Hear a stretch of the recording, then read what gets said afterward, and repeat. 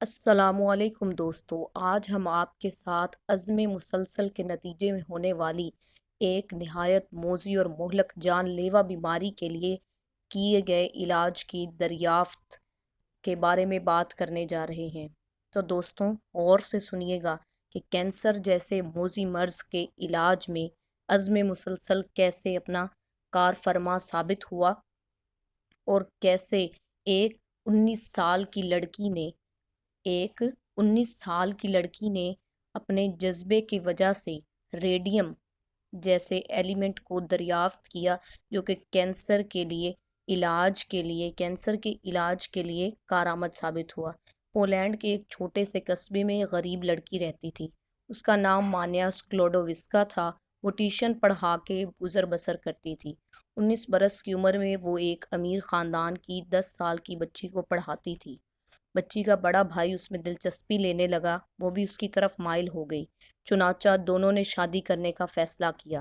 جب لڑکے کی ماں کو اس معاملے کا پتہ چلا تو اس نے آسمان سر پر اٹھا لیا۔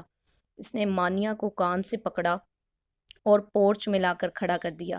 اس نے آواز دے کر سارے نوکر جمع کیے اور چلا کر کہا، دیکھو، یہ لڑکی جس کے پاس پہننے کے لیے صرف ایک فراک ہے، جس کے جوتوں کے تلووں میں سوراخ ہیں اور جسے 24 گھنٹوں میں صرف ایک بار اچھا کھانا نصیب ہوتا ہے، اور وہ بھی ہمارے گھر سے، یہ لڑکی میرے بیٹے کی بیوی بننا چاہتی ہے، یہ میری بہو کہلانے کی خواہش پال رہی ہے۔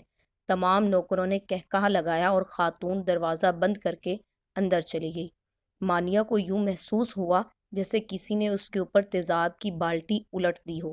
وہ توہین کے شدید احساس میں گرفتار ہو گئی اور اس نے اسی پورچ میں کھڑے کھڑے فیصلہ کیا، وہ زندگی میں اتنی عزت، اتنی شہرت کمائے گی کہ پورا پولینڈ اس کے نام سے پہچانا جائے گا۔ یہ بات ہے سن 1891 کی۔ سن 1891 ہی تھا کہ وہ پولینڈ سے پیرس آئی۔ اس نے یونیورسٹی میں داخلہ لیا اور فزکس پڑھنا شروع کر دی۔ وہ دن میں 20 گھنٹے پڑھتی تھی۔ اس کے پاس پیسہ دھیلا نہیں تھا۔ جو کچھ جمع پونجی تھی وہ اسی میں گزر بسر کرتی۔ وہ روز صرف 1 شلنگ خرچ کرتی تھی، یعنی چند پیسے۔ اس کے کمرے میں بجلی، گیس اور کوئلوں کی انگیٹھی تک نہ تھی۔ وہ برفیلے موسموں کی راتیں کپ کپا کر گزار دیتی تھی۔ جب سردی برداشت سے باہر ہو جاتی تھی تو اپنے سارے کپڑے نکالتی تھی، آدھے بستر پر بچھاتی تھی اور آدھے اپنے اوپر اوڑھ کر لیٹ جاتی تھی۔ پھر بھی گزارا نہ ہوتا تو اپنی ساری کتابیں حتیٰ کہ اپنی کرسی تک اپنے اوپر گرا لیتی۔ پورے 5 برس اس نے ڈبل روٹی کے سوکھے ٹکڑوں اور مکھن کے سوا کچھ نہ کھایا۔ نکاہت کا یہ عالم ہوتا تھا کہ وہ بستر پر بیٹھے بیٹھے بے ہوش ہو جاتی، لیکن جب ہوش آتا تو اپنی بے ہوشی کو نیند قرار دے کر خود کو تسلی دے لیتی۔ وہ ایک روز کلاس میں بے ہوش ہو گئی۔ ڈاکٹر نے اس کا معائنہ کرنے کے بعد کہا، آپ کو دوا کی بجائے دودھ کے ایک گلاس کی ضرورت ہے۔ اس نے یونیورسٹی میں پائری نام کے ایک سائنسدان سے شادی کر لی۔ وہ سائنسدان بھی اسی کی طرح مفلوق الحال تھا۔ شادی کے وقت دونوں کا کل اثاثہ 2 سائیکل تھے۔ وہ غربت کے اسی عالم کے دوران پی ایچ ڈی تک پہنچ گئی۔ مانیا نے پی ایچ ڈی کے لیے بڑا دلچسپ موضوع چنا تھا۔ اس نے فیصلہ کیا وہ دنیا کو بتائے گی یورینیم سے روشنی کیوں نکلتی ہے۔ یہ ایک مشکل بلکہ ناممکن کام تھا، لیکن وہ اس پر جت گئی۔ تجربات کے دوران اس نے ایک ایسا عنصر دریافت کر لیا جو یورینیم کے مقابلے میں 20 لاکھ گنا زیادہ روشنی پیدا کرتا ہے۔ جی ہاں، یورینیم کے مقابلے میں 20 لاکھ گنا زیادہ روشنی، اور اس کی شعاعیں لکڑی، پتھر، تانبے اور لوہے غرض دنیا کی ہر چیز سے گزر جاتی ہیں۔ آپ حیران ہوں گے، یا شاید آپ میں سے بہت سے لوگ جانتے بھی ہوں اس ایلیمنٹ کے بارے میں۔ تو اس ایلیمنٹ کا نام تھا ریڈیم، اور یہ نام بھی مانیا نے ہی رکھا تھا۔ یہ سائنس کی دنیا میں ایک بہت بڑا دھماکہ تھا۔ لوگوں نے ریڈیم کا ثبوت مانگا۔ مانیا اور پائری نے ایک خستہ حال احاطہ لیا جس کی چھت سلامت تھی اور نہ ہی فرش، اور وہ 4 برس تک اس احاطے میں لوہا پگھلاتے رہے۔ انہوں نے تن و تنہا 8 ٹن لوہا پگھلایا اور اس میں سے مٹر کے دانے کے برابر ریڈیم حاصل کیا۔